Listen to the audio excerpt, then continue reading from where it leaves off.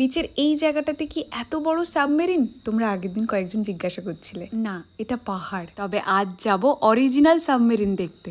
Beach থেকে ফিরে হোটেলে এসে ফ্রেশ হয়ে লাঞ্চ নিতে নিচে চলে এলাম।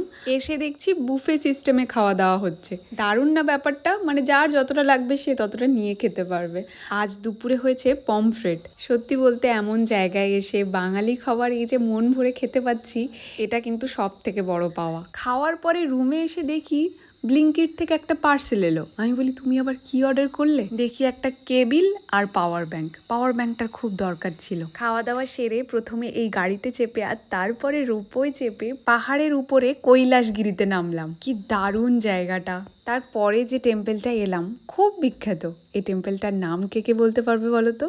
কমেন্টে জানিও। দিনের শেষে এলাম আইএনএস কুরসুরা সাবমেরিন। এর ভেতরটায় ঢুকলাম, দারুণ, যেটা তোমাদেরকে ডিটেলে আমি শেয়ার করব বড় ভিডিওতে। সন্ধেবেলা বিচে কাবাব খেয়ে না আস্তে আস্তে রুমে চলে এলো ভেজিটেবল চপ।